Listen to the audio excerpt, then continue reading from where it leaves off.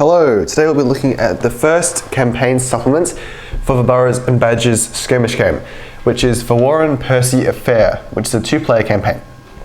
So first I'll just show you how big the book is. So here's the main rulebook, and if you put it next to this, you can see this is quite large, so it's nice. It's got illustrations and pictures inside and photos, but it's quite thin. So it's a thin little paperback book.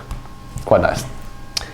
So inside, first you open it up, first you got your contents page, and it's quite handy. Here is a list of all the terrain for this. So all the terrain, but almost all the terrain in the book, in the maps, is made by Sarissa Precision, which makes MDF terrain. So here's some examples of their terrain. So this is Rumboldt's place, I think. So here's examples of some of their cottages. They're nice, the roof comes off and it's got floorboards and a fireplace inside. Here's another one, this is Prickly Jane's cottage. So this is kind of the typical country style of architecture in Northumbria. It's got a fireplace as well, we haven't painted this one yet. So you don't need these sets, but it's made so that if you do have them, then they're involved in all the maps. Almost all the maps. There's never duplicates of them for any scenarios, you only need one of each. Or you can just substitute any other terrain piece you've got. So all scenarios in this set are played on a 2x4 foot board. But you can easily just change them onto a different one. This is the contents page. So first is a section on, this is welcome. So here's a map of basically Warren Percy and the surrounding area. And then it's got some fiction. So it's got a big section of fiction, so this is basically backstory. I don't actually think it's very good, it's not very well written, and it's kind of confusing some of it. So it's more about just just play out the scenarios and just try not to suffer too much from the fiction. It's not why you want to buy it, it's not a very good narrative, it's not very good. So there's a lot of quite nice illustrations in this. So next we get to scenarios. So you can skip ahead to the next chapter if you don't want to get any spoilers about what happens in the scenarios. If you don't care about any of that stuff, I'll just go through them now. So scenario 1 is the hiring fair.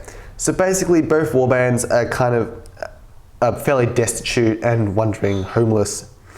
They're pretty much just brigands. So they both find an advertisement for a hiring fair where they need help.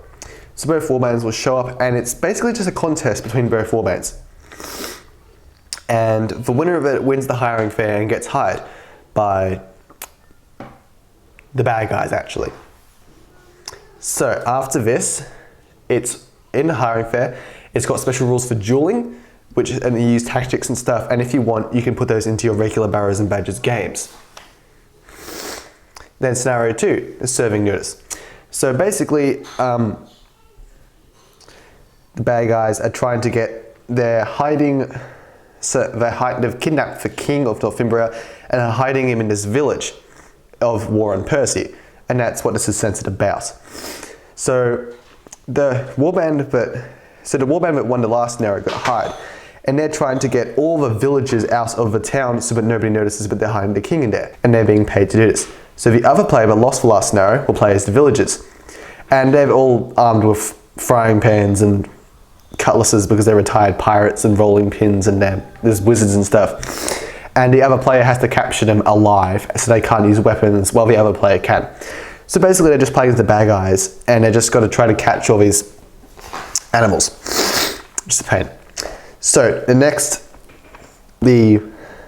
warband that lost are recruited. They join up with some monks or something, and they try to help the villagers who are being kicked out of town. So they don't know anything about the king or anything like that. The other warband, which is the hired poor, that this was referred to as the chosen, is trying to get them out, and so they're going in to help the villagers after this.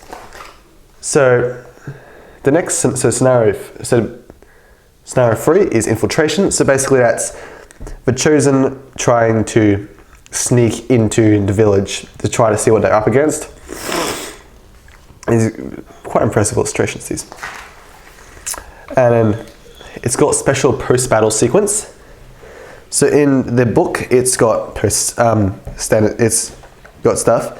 So one of the warbands follows the normal post-battle sequence, but the hired poor, so that's the guys who got hired in the hiring fair, they've got special options they can do. So they can scout, so they can try to find the chosen's base. They can lay traps in the village, which is really cool, I think.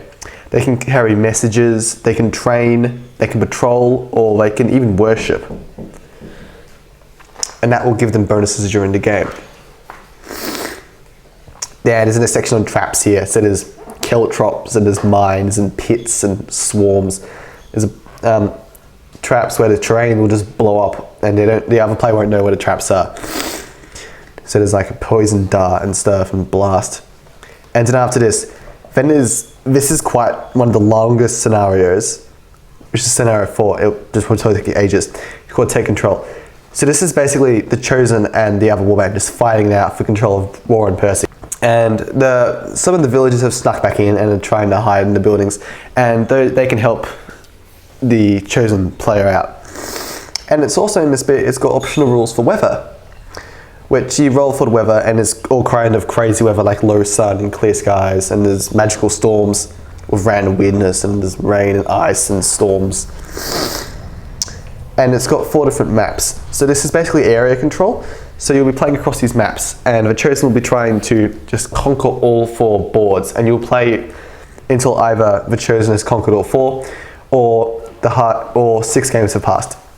So after this, there's scenario 5, which is the truce. This is an interesting one.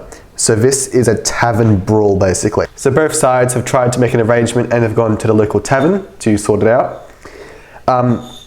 They drink too much beer and they get into arguments, and then there's this big scuffle. So this plays inside a tavern. So it's kind of awkward because you need a bar and stools and a fireplace and stuff for this. But other than that, it's quite an interesting one.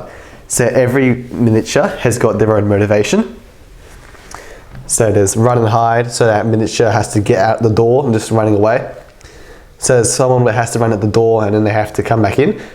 So one of my favorites is, I'll take yous all on. So basically they have to try to knock out all of the enemy models. And then if there's no enemy models within 6 inches of them, they have to start attacking the friendly ones. And then there's stuff along those lines. There's a drunken weasel that hides under the bar and tries to conk you if you go too close to a table. And there's also the barkeeper who'll try to bash you if you go too close to his cash box.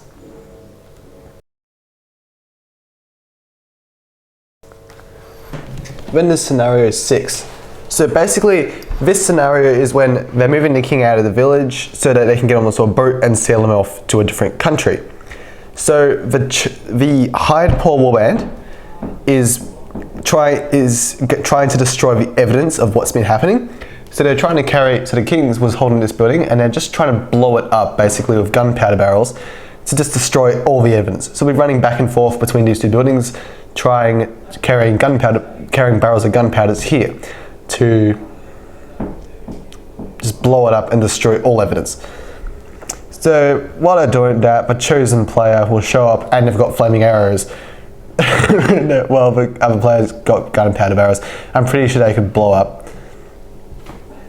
Yes, so the barrels can blow up as well.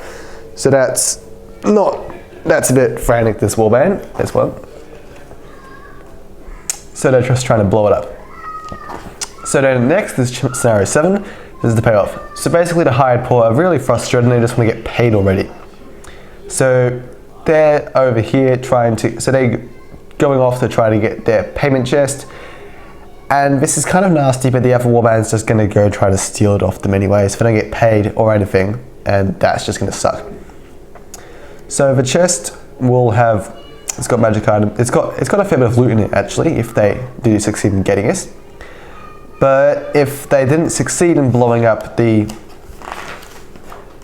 building with the barrels, there is a bomb in the chest as well, which is a chance it will blow up if they trigger it by accident.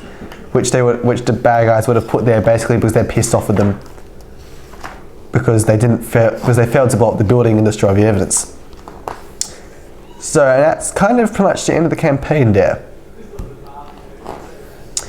Then there's some incidental scenarios. So these might happen in the campaign, but it's not guaranteed. So this is the Den Raid. So I mentioned scouting earlier. So this is if the Hired Paw succeeds in scouting, they can find the Chosen's base.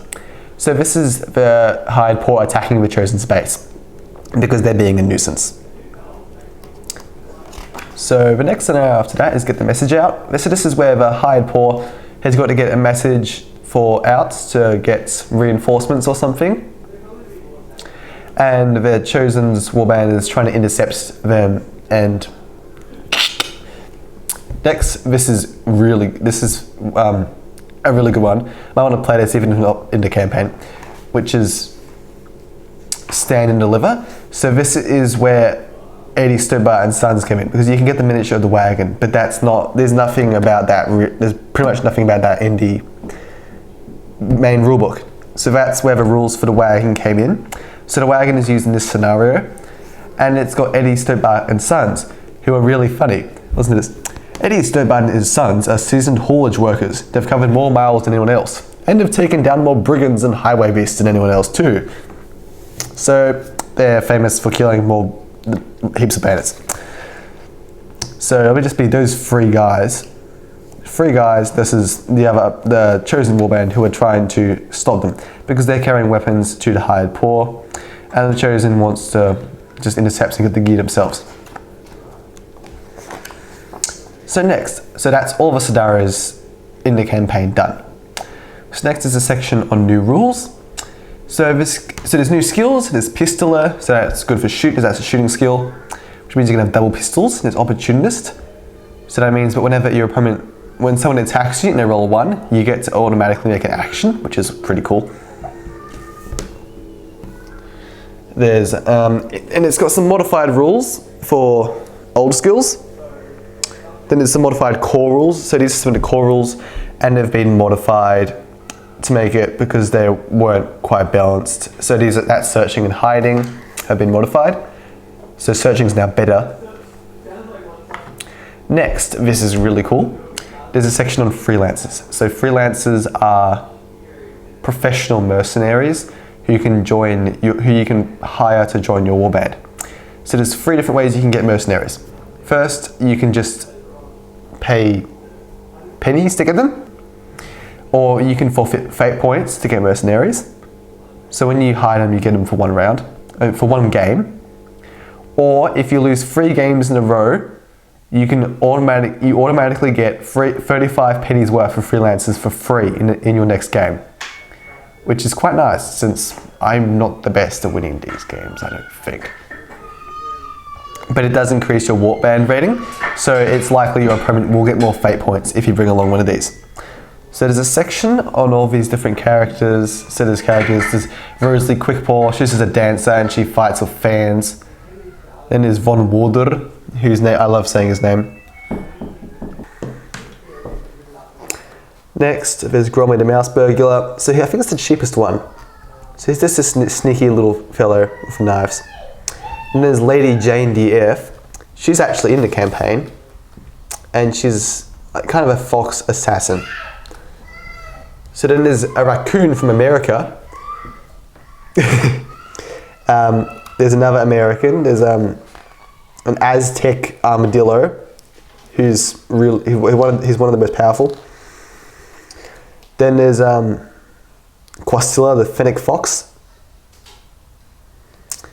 So he's like a caravan guide, and he's really good at searching for people.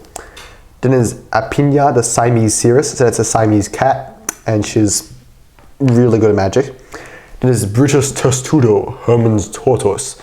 So he's the last of a Roman legion, and he's just trying to get enough money to build another legion himself and wreak his revenge. Then there's Belagerang Platypus. So he's basically an Aussie who's just been walking the straight line for ages and ages and ages, and has come over here all the way from Australia, and he's willing to have out a mate. Then there's Gnarls and Fug. So Niles is a slaver, and that's 2 in 1. There's one, and he's got Fug. He's this massive badger. He's really scary. But I hate Niles. Well, I've just strongly dislike him. But if Niles gets taken out of action, Fug goes berserk and will just attack anyone within. We'll just attack the closest model, whether it's a good guy, it doesn't matter whose warband it's on. Then there's Nedry Hard Striker. So he's basically a baseball player, and he just smashes people with his baseball bat, which is kind of fun. Next is bonus scenarios, which you can use just in a normal campaign. So there's the rescue. So on the permanent injuries table, there's a result which is captured. So if you roll the captured, so if you are captured, then you can, instead of just getting ransomed, executed, or kept hostage, instead, for the next scenario, you will play the rescue.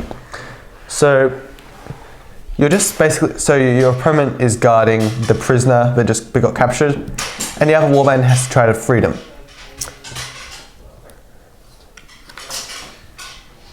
So if they do free them, then they're just free.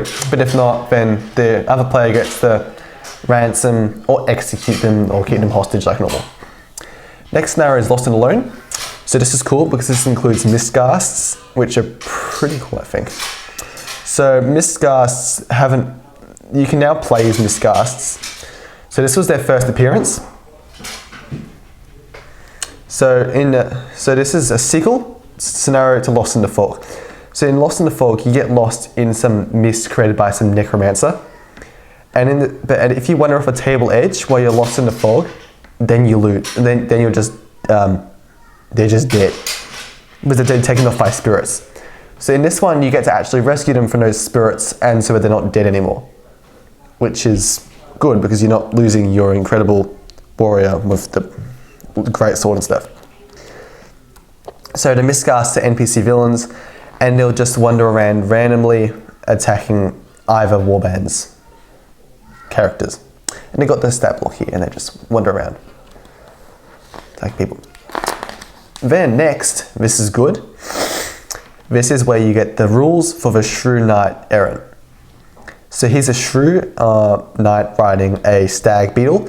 So they both get to attack. So he basically gets 2 attacks every round.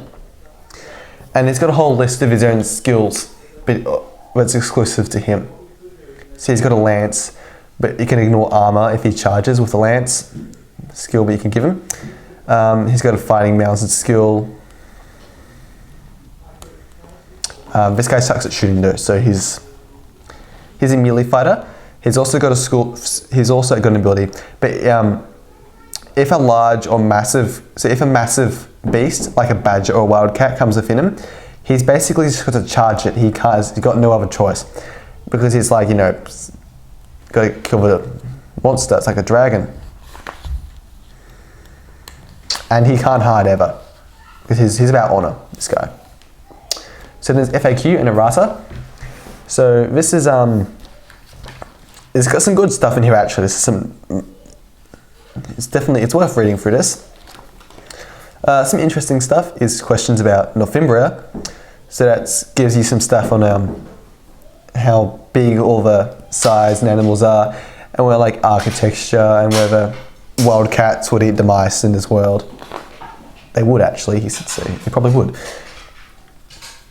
And then it's also got optional rules, but you can incorporate into a game if you want. And then at the end, so there's the last note section here, and this has got spoilers towards what's coming on next. So he says he's working on a Badgers and Burrows role-playing game, so that might be coming out soon. There's a dungeon crawl, but this guy's working on, and also a new campaign called Terror of the Neck Rat Mancer, which is that could be fun. And he also mentioned about the Pirate Raiders as well. So those are so that's pretty much an overview. So what I think of this, I think it's worth buying. It's definitely worth buying, even if you're just going to buy it for the freelancers and stuff. A lot of the campaign, the campaign, it's pretty dense, this stuff. It doesn't make sense unless you read this, and it's kind of hard to understand what's even going on. a lot of the time I find it's not the best campaign. But the scenarios are fun, even if the narrative is bad. It's still got it's got a bunch of good scenarios, and you can pay quite a lot, and it will last you a pretty long time. So I do recommend getting this, even if you're mainly just for but it's worth getting it for all the rules updates, just so you got it in a book and you have to look online, and the freelancers, which are fun. But the campaigns are good, and it's where you get there's Stopart and Sons, and you could incorporate one of these games probably into just your regular campaign out of the book. So yeah, I recommend getting this. It's worth getting. The campaign is not amazing though, but it's worth getting. One last note, just in case you're interested, is I have recently started a miniature commission painting business. So you can pay me to paint your Wargaming miniatures. So I can paint Space Marines, or I could do Star Wars Legion, or I could do Burrows and Badgers as well, or most war games, or I could do stuff from other I could just do stuff from board games as well, like those miniatures you come with, and that kind of stuff. So if you're interested you could check me out. I've got my stores on. You could just search on Etsy, search Moles Forge Wargaming, and my shop will come up. So if you want to do that, then you can check that out. Thanks for watching. Please like, subscribe, and leave a comment.